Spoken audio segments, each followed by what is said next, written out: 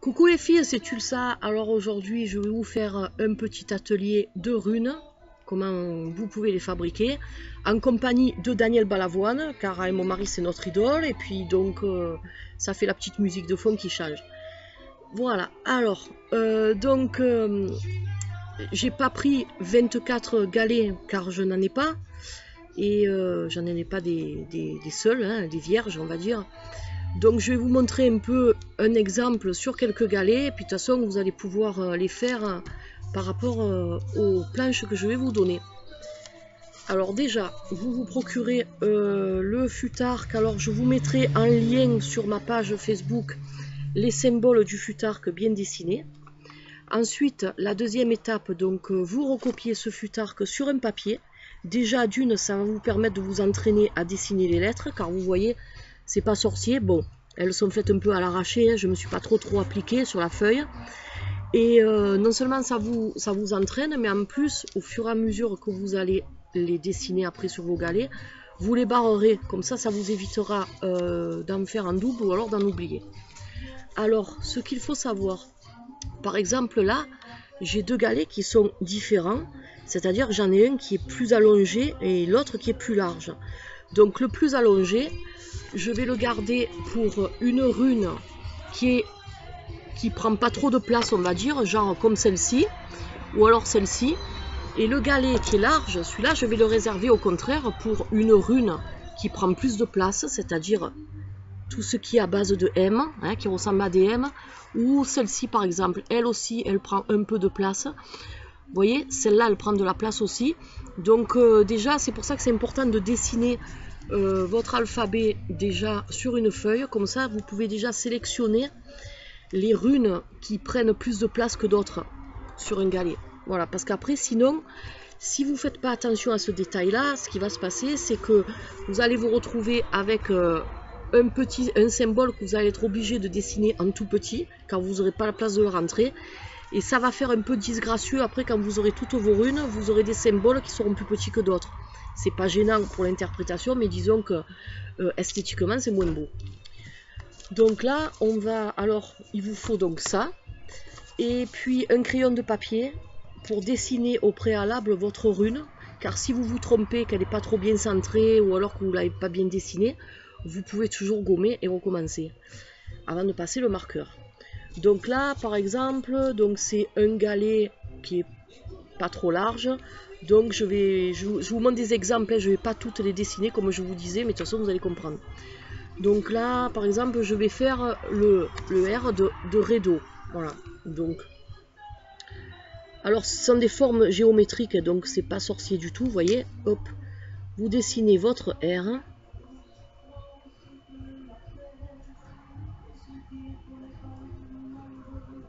Après, vous avez divers symboles aussi, qui sont... les symboles, il y en a qui changent un peu. Par exemple, celui-ci, vous pouvez le faire juste en losange. Lui, là. Hop. Celui-là, là. Il n'existe que le losange. Donc, après, c'est différentes formes qu'ont les runes, mais de toute façon, elles veulent quand même dire tout le temps la même chose. Donc, voilà, vous voyez. Donc, j'ai dessiné déjà au crayon de papier mon R de rad.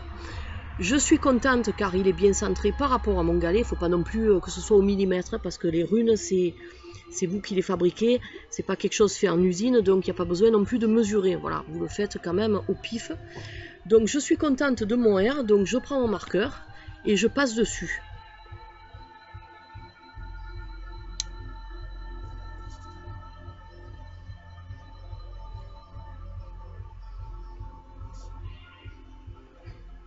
Faites attention de ne pas trop le faire épais quand même, parce que sinon après ça risque de ne pas faire très beau. Et voilà, j'ai mon R de rad. Alors je laisse un peu sécher. Vous pouvez prendre aussi de la peinture si vous voulez, mais prenez, comme je vous disais, une peinture très costaud, car sinon lorsqu'elles vont s'entrechoquer, votre peinture risque de s'écailler et de ne pas tenir si c'est la mauvaise qualité. Alors ça c'est pour le marqueur, donc c'est le plus simple. Et c'est aussi efficace que si vous les gravez. Maintenant, si vous voulez vraiment les graver, il va vous falloir un outil comme celui-ci, un Dremel. Voilà, quelque chose, vous voyez, 130 watts, quelque chose d'assez costaud quand même, parce que ne vous amusez pas à prendre un tout petit, car s'il n'a pas assez de puissance, ce qui va se passer, c'est que vous allez risquer de griller votre appareil, comme moi ça m'est arrivé une fois. Donc vous, après il existe des pointes, hein, diamant, je ne peux pas vous la montrer parce qu'elle est cassée. Donc vous mettez dedans, et là vous pourrez graver votre pierre. Alors attention, parce qu'il y a certains galets, comme ceux-ci par exemple, qui sont très durs à graver, et il va vous falloir plusieurs pointes de diamant. Enfin, ils appellent ça pointe diamant, mais c'est pas du diamant, hein, c'est une espèce de métal. Je crois que c'est du tungstène ou du titane, enfin quoi, c'est quelque chose de très costaud. Mais de toute façon, il va vous falloir plusieurs pointes. Car moi, quand j'avais fait mes runes, j'avais passé 2 ou 3 pointes pour un jeu. Donc, ne vous amusez pas à prendre qu'une seule pointe, vous n'en aurez pas assez sinon pour graver tout votre jeu. Mais si vous n'avez pas envie de graver, vous faites comme ça et c'est aussi bien. Alors les marqueurs, prenez, il existe dans le commerce, comme je vous disais, bon, des marqueurs simples comme celui-ci, qui sont autant efficaces, c'est de l'encre de Chine qu'il y a dedans. Vous avez aussi des Posca que vous pouvez trouver dans les magasins de loisirs spécialisés, de création. Alors les Posca, c'est bien parce que c'est exprès pour la pierre. C'est de la peinture en fait qui est transformée. Ça a une pointe de marqueur comme ça. Il y en a même des fins. Il y a plusieurs modèles. Et au lieu de l'encre, c'est de la peinture qui est à l'intérieur. Vous le secouez, il y a une bille dedans. Et vous avez plusieurs couleurs. Donc vous avez du doré, vous avez de l'argenté. Vous avez vraiment plusieurs couleurs. Et franchement, si vous n'êtes pas doué avec un petit pinceau, eh bien, vous pouvez prendre ça. Ça remplacera très très bien la peinture normale. Voilà, et ça ne vous fera pas des épaisseurs en plus. Donc, s'il n'y a pas d'épaisseur de peinture, ça évitera qu'elle s'abîme ou qu'elle s'écaille. Et l'avantage, c'est que si votre peinture, elle a un peu passé ou qu'elle est un peu abîmée, vous pouvez repasser de temps en temps une petite couche dessus sans problème. Voilà, donc on va refaire encore un petit exemple. Donc là, je vais vous montrer le dessin d'une rune qui prend un peu de place. Alors là, par exemple, on va faire une espèce de M. Hein, voilà.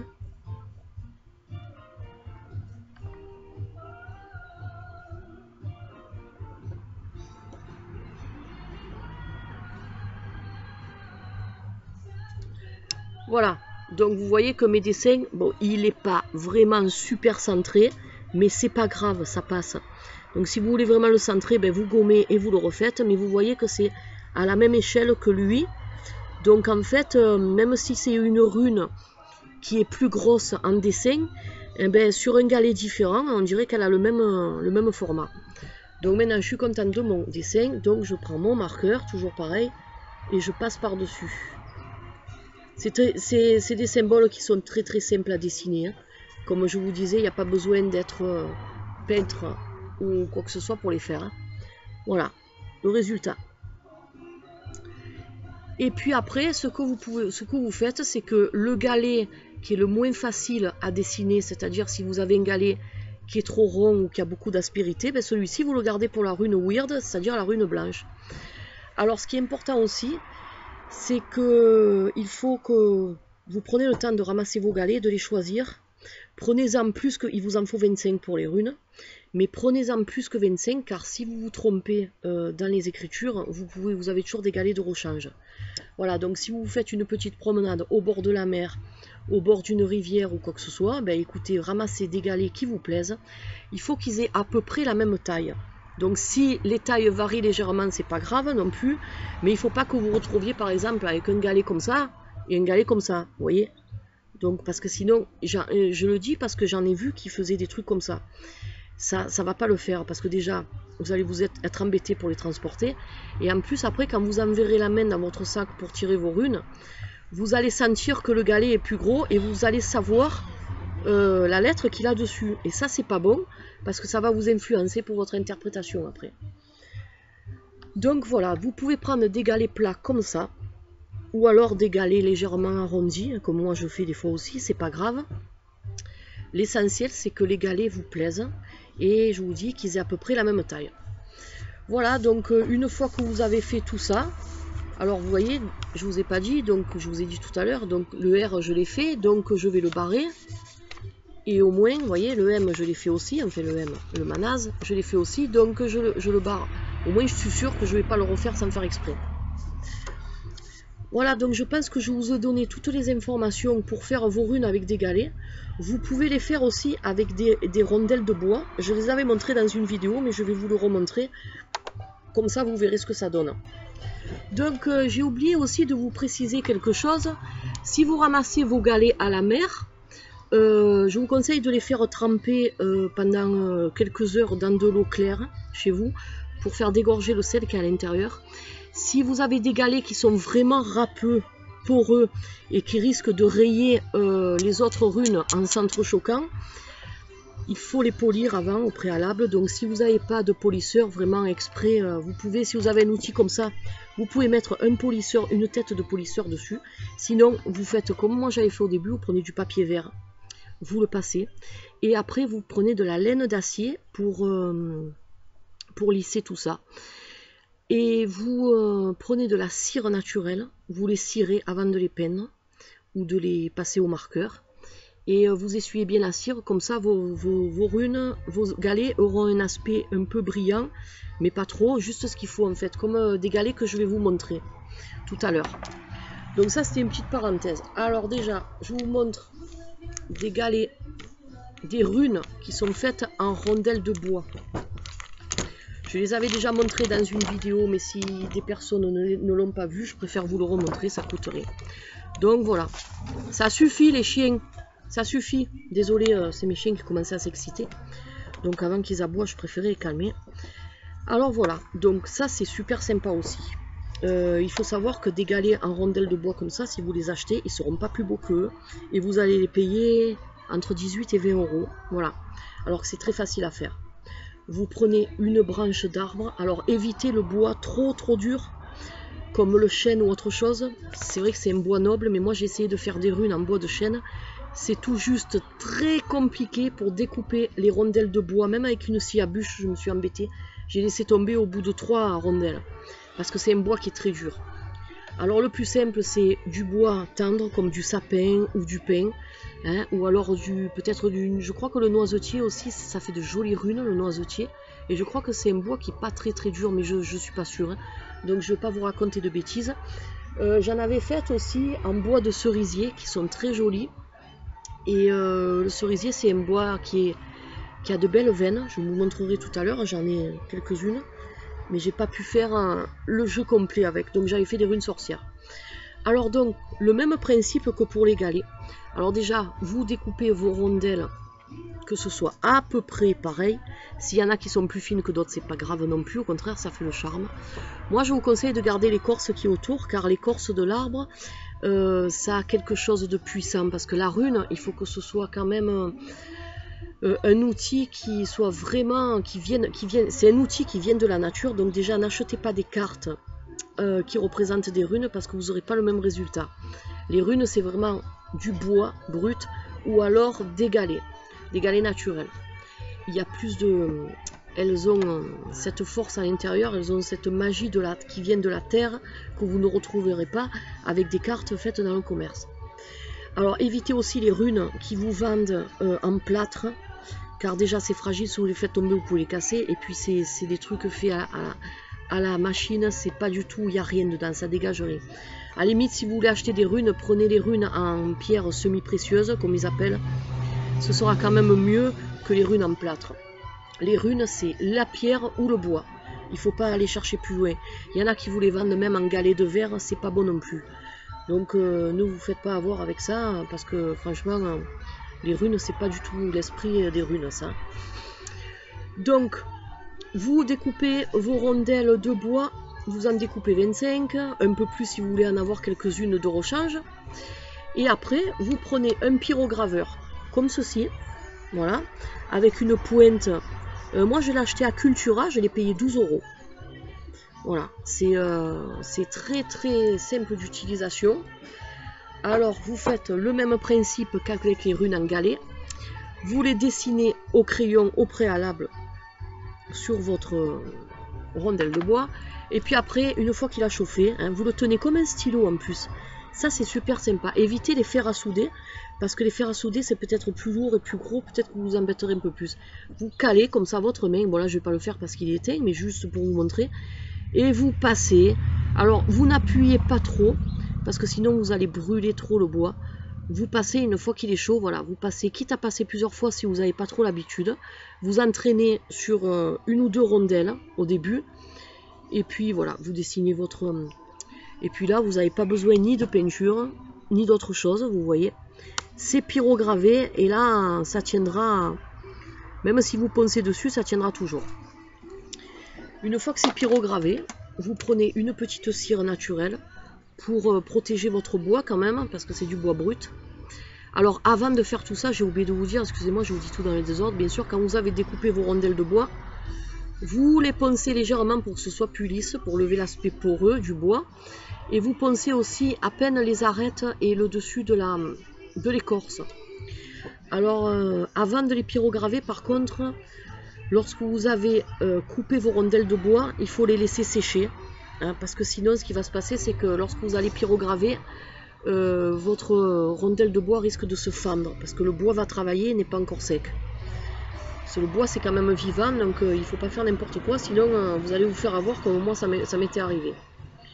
Donc dès que vos rondelles de bois ont séché pendant quelques jours, ben, ne les faites pas sécher au soleil, parce que sinon il va se fendre.